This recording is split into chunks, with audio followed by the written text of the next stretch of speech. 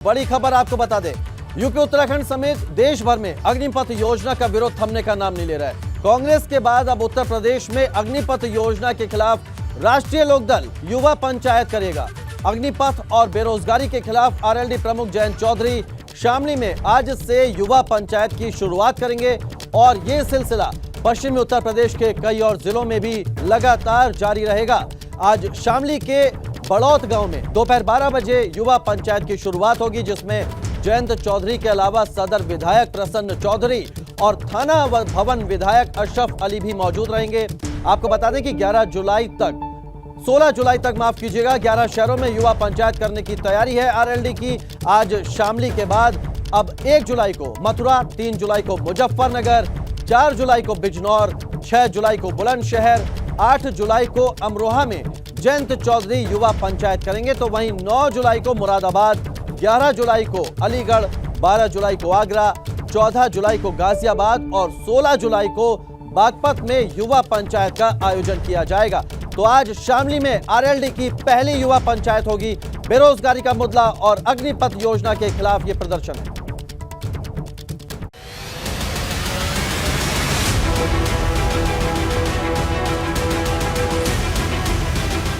देश में अग्निपथ योजना के तहत भर्ती शुरू हो चुकी है, लेकिन इसका विरोध अभी तक नहीं रुका है। विपक्ष के सियासी दल लगातार इसका विरोध कर रहे हैं। रालोद के जयंत चौधरी भी योजना के खिलाफ हैं।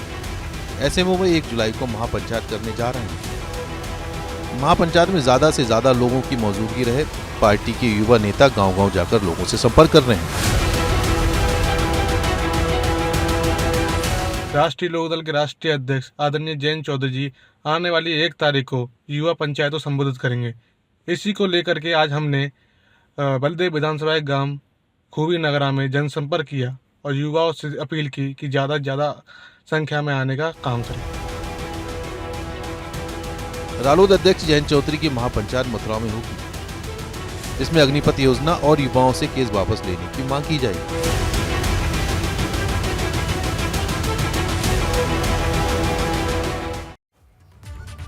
और इसी खबर पर ज्यादा जानकारी के साथ सनुज शर्मा मेरे सहयोगी शामली से जुड़ चुके हैं। आज युवा पंचायत होने जा रही है, जयंत चौधरी जिसको लीड करेंगे।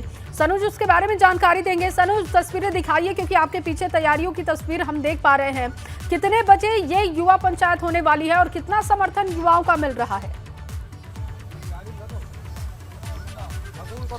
देखिए, शामली से युवा पंचायत का राष्ट्रीय लोकदल आज आगाज करने जा रहा है और उसके बाद पश्चिम उत्तर प्रदेश के अलग अलग जो 11 जिले हैं उनमें युवा पंचायत होंगी। देखिए, इस युवा पंचायत को लेकर जो तैयारियां हैं वो जोरों शोरों से चल रही हैं। इसी मंच से राष्ट्रीय लोकदल के मुखिया और राज्यसभा सांसद जयंत चौधरी इसी मंच से यहां से गरजेंगे। अग्निपथ योजना और बेरोजगारी के विरोध में ये युवा पंचायत की जा रही है। आप देखिए कि करीब 12:30 बजे के करीब यहाँ पर जो जयंत चौधरी हैं वो पहुंचेंगे और उससे पहले जो थाना भवन के विधायक हैं अशरफ अली खां और विधायक शामली प्रसन्नजीत चौधरी वो भी यहां पर पहुंच जाएंगे। और उसको लेकर जो तैयारियां हैं आप देखिए कि जोरों शोरों से चल रही हैं। पिछले कई दिनों से अगर बात करें तो राष्ट्रीय लोकदल के जो तमाम नेता हैं उन तमाम नेताओं ने पूरी ताकत झोंक रखी है कि जैसे भी हो युवा पंचायत में ज्यादा से ज्यादा जो युवा हैं उनको जोड़ा जाए। देखिए, ये बात किसी से छिपी नहीं है कि चाहे किसानों की बात हो, चाहे मजदूरों की बात हो, चाहे नौजवानों की बात हो, हमेशा से राष्ट्रीय लोकदल उनके मुद्दों को उठाता रहा है। हर मोर्चे पर हमेशा राष्ट्रीय लोकदल उनके साथ खड़ा रहा है। और अब जिस तरीके से केंद्र सरकार ने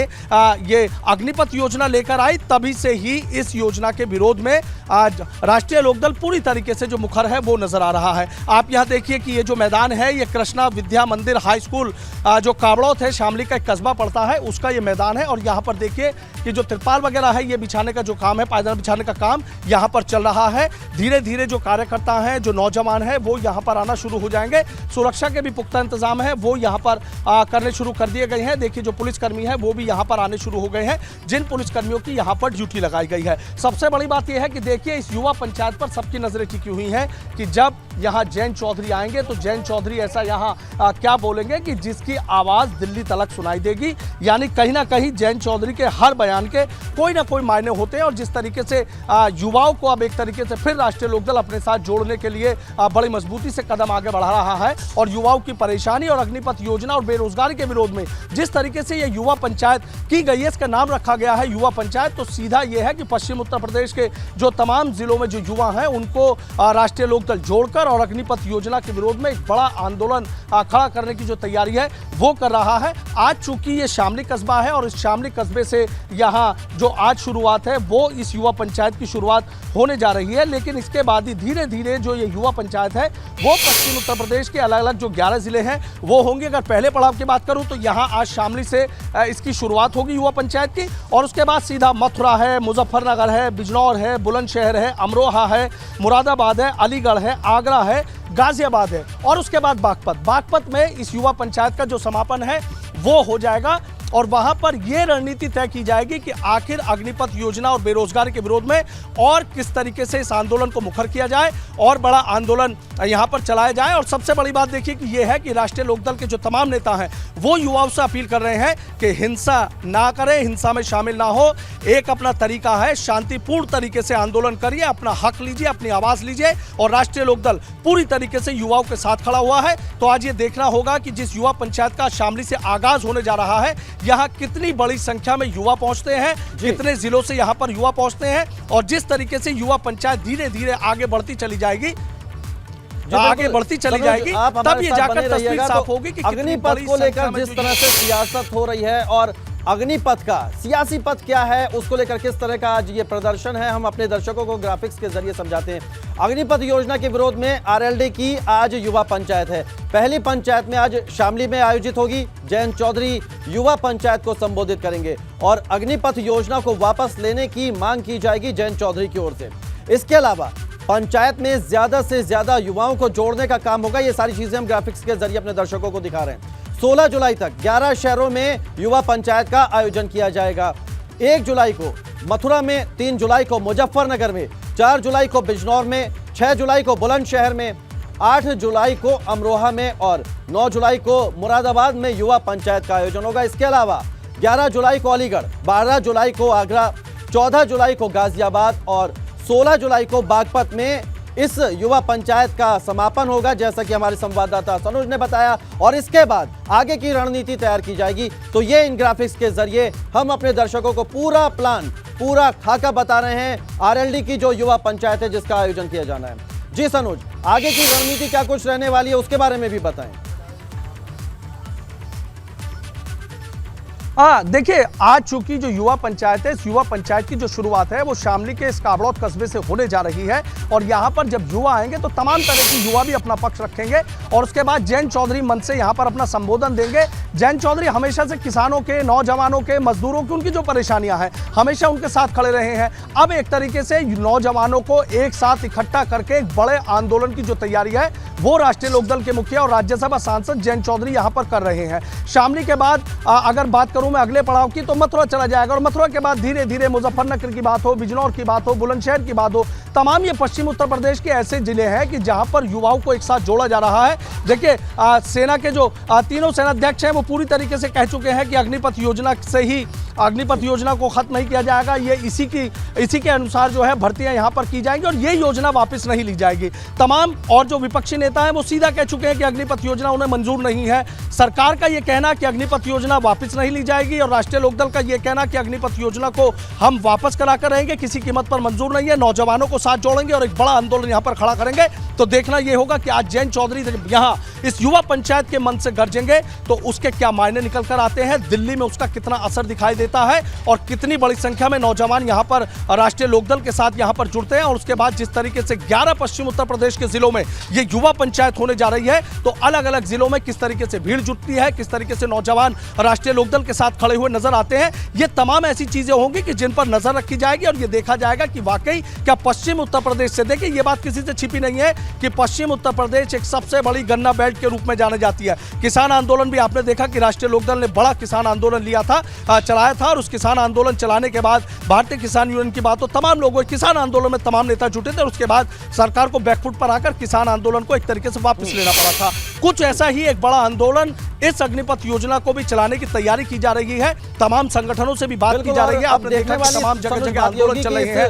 युवा पंचायत का क्या रिस्पॉन्स निकल कर सामने आता है, जैसा आरएलडी ने सोचा है, क्या वैसी तस्वीर देखने को मिलती है? आप नजर बनाए रखिएगा। फिलहाल इस जानकारी के लिए बहुत शुक्रिया समझ।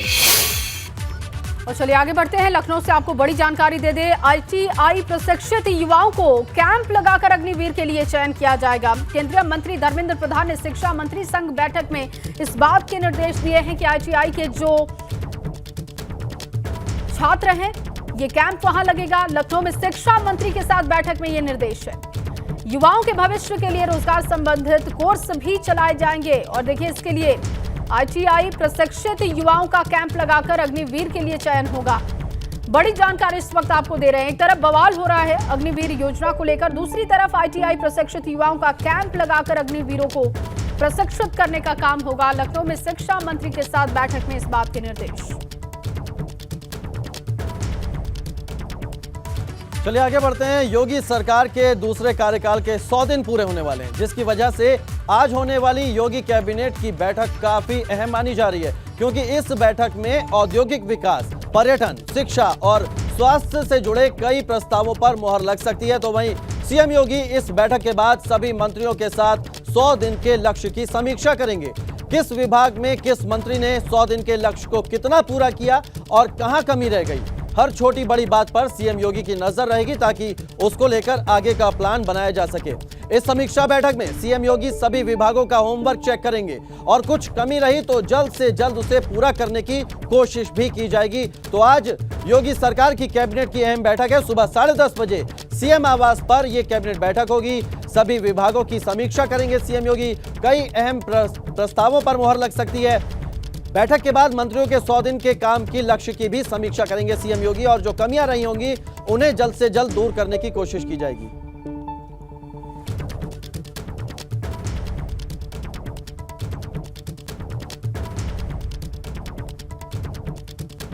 तो इस कैबिनेट की बैठक से जुड़ी अहम जानकारियां भी आपको दे देते हैं। सुबह 10:30 बजे सीएम आवास पर बैठक होगी। कई अहम प्रस्तावों पर मुहर लग सकती है। औद्योगिक विकास से जुड़े प्रस्ताव इस कैबिनेट बैठक में आ सकते हैं। पर्यटन, शिक्षा, स्वास्थ्य से जुड़े प्रस्ताव भी इस कैबिनेट की बैठक में आ सकते हैं। स्वास्थ्य विभाग से जुड़े कई प्रस्ताव भी इसमें शामिल हो सकते हैं। तो ये काफी अहम बैठक होने जा रही है आज, जो कैबिनेट की आज बैठक होने वाली है। इसके अलावा आपको और जानकारी भी दे दें कि कैबिनेट बैठक के बाद सीएम योगी एक समीक्षा बैठक भी करेंगे।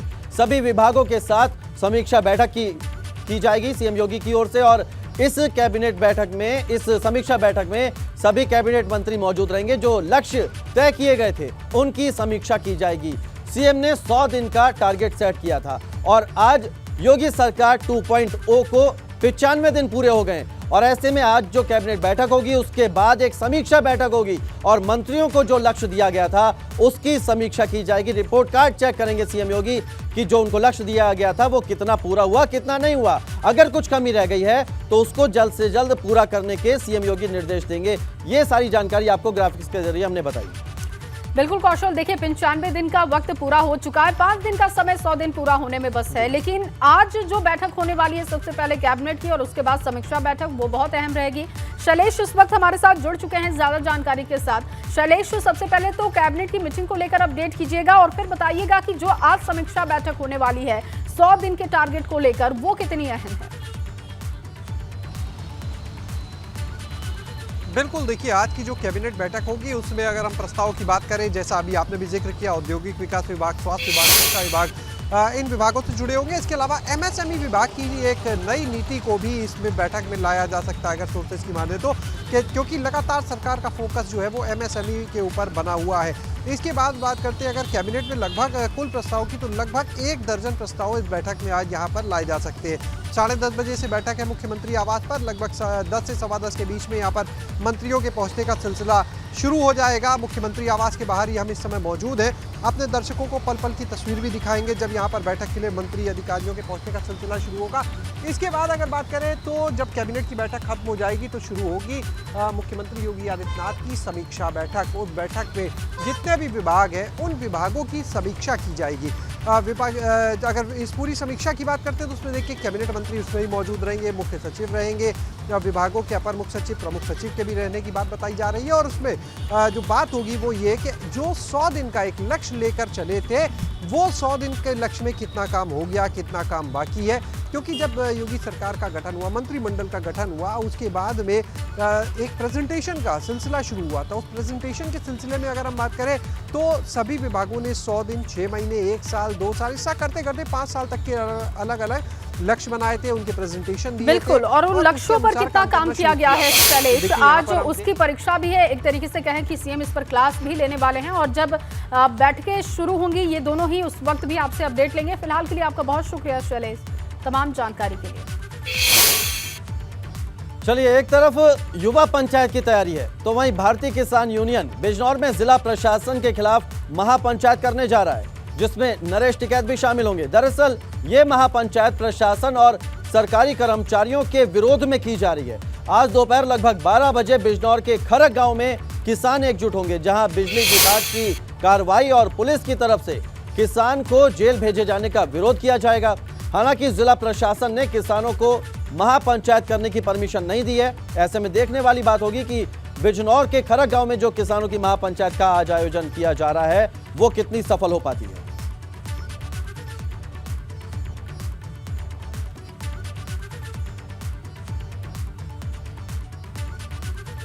तो इस महापंचायत को लेकर जो बिजनौर में भारतीय किसान यूनियन की बुलाई गई है उसमें क्या कुछ जानकारियां हैं, वो अहम जानकारियां भी आपको ग्राफिक्स के जरिए बता देते हैं। सरकारी कर्मचारियों के विरोध में भारतीय किसान यूनियन की ये महापंचायत है और किसान कर रहे हैं सरकारी कर्मचारियों का विरोध, इसके लिए यह महापंचायत को बुलाया गया है। भारतीय किसान यूनियन के अध्यक्ष नरेश टिकैत इस महापंचायत में शामिल होंगे। खरक गांव में किसानों की महापंचायत का आयोजन किया गया है। बिजली चोरी पर बिजली विभाग ने कार्रवाई की थी और एक परिवार ने बिजली विभाग की टीम पर हमला कर दिया था, जिसमें पुलिस ने एक किसान को आरोपी बनाकर जेल भेजा था। इसके खिलाफ भी विरोध किया जाएगा। किसान की गिरफ्तारी के विरोध में यह महापंचायत बुलाई गई है। इसके अलावा अगर बात कर लें तो जिला प्रशासन ने महापंचायत की अनुमति नहीं दी है, लेकिन बावजूद इसके भारतीय किसान यूनियन खरक गांव में आज महापंचायत करने जा रहा है। तो ये वो अहम जानकारियां हैं जो इस ग्राफिक्स के जरिए हमने आपको बताई है।